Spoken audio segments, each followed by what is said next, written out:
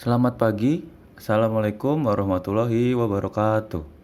Salam sejahtera bagi kita semua. Salam, Om Swastiastu, Namo Buddhaya, salam kebajikan. ATR BPN melayani profesional terpercaya. Mutu merupakan persepsi pengguna layanan terhadap kemampuan suatu organisasi dalam menjawab kebutuhan dan harapan pelanggan. Mutu bersifat dinamis, sehingga setiap organisasi dituntut untuk memperbaiki kinerjanya secara terus-menerus. Metode Plan Do Check Act atau metode PDCA. Metode ini diperkenalkan Edward Deming tahun 1950. Digunakan untuk membantu organisasi dalam melakukan perbaikan secara terus-menerus. Metode ini terdiri dari 4 langkah. Pertama, plan.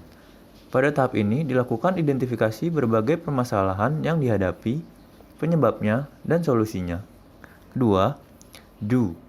Dalam tahap ini, rencana aksi yang sudah disusun harus dijalankan secara konsisten oleh semua orang. Tiga, check.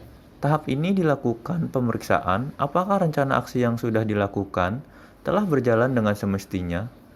Apakah target dan ukuran keberhasilan yang telah ditetapkan dapat dicapai? Jika belum tercapai, apa saja yang menjadi kendala atau sumber permasalahannya? Keempat, act. Keputusan yang perlu diambil sebagai tindak lanjut dari tahap cek. Metode diagram sebab akibat atau cause and effect diagram adalah metode yang digunakan untuk mengidentifikasi berbagai faktor yang menjadi akar permasalahan yang dianggap menjadi kendala dalam mutu. Nilai-nilai dasar orientasi mutu dalam memberikan layanan prima sekurang-kurangnya mencakup hal-hal berikut, yaitu mengedepankan komitmen terhadap kepuasan customer atau klien. Selanjutnya, memberikan layanan yang menyentuh hati untuk menjaga dan memelihara agar customer atau klien tetap setia.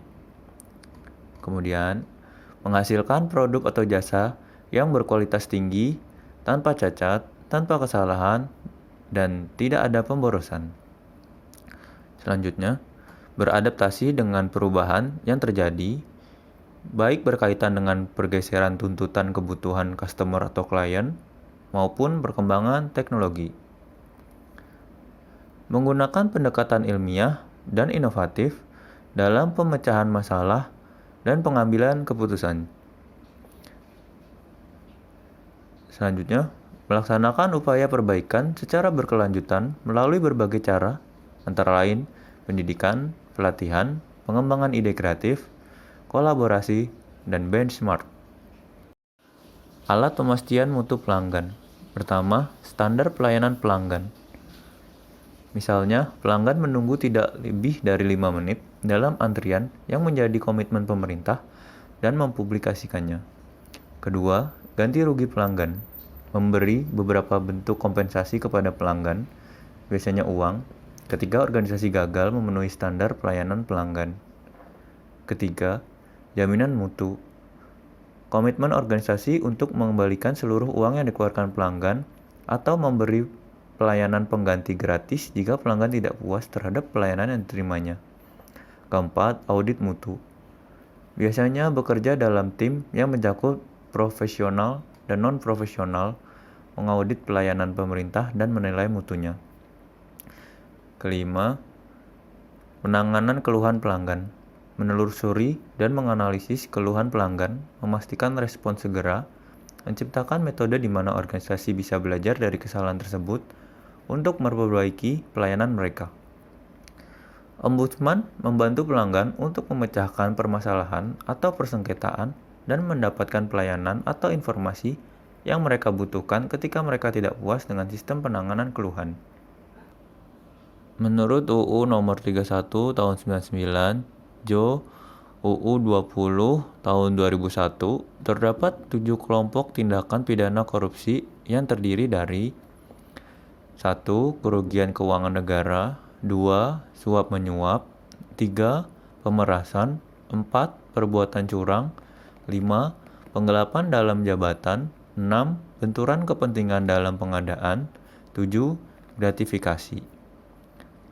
Semua jenis tersebut merupakan delik-delik yang diadopsi dari KUHP Pasal 1 Ayat 1 Sub C Undang-Undang Nomor 3 Tahun 71. Beberapa teknik untuk menghindari sikap perilaku korupsi. Teknik simbolisasi. Jika positif, maka simbol tersebut diasosiasikan masuk ke dalam diri kita. Jika negatif, maka simbol tersebut seakan disimpan di luar diri kita. Teknik ini akan maksimal jika didukung dengan kemampuan imajinasi, sugesti, dan asosiasi. Teknik disasosiasi.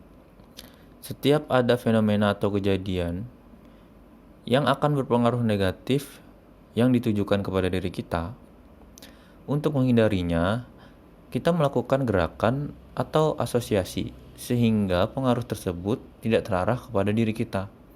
Namun, kita tetap mengendalikan sepenuhnya pengaruh tersebut. Teknik multi-protection of integrity dapat dilakukan oleh manusia yang telah menghidupkan nuraninya.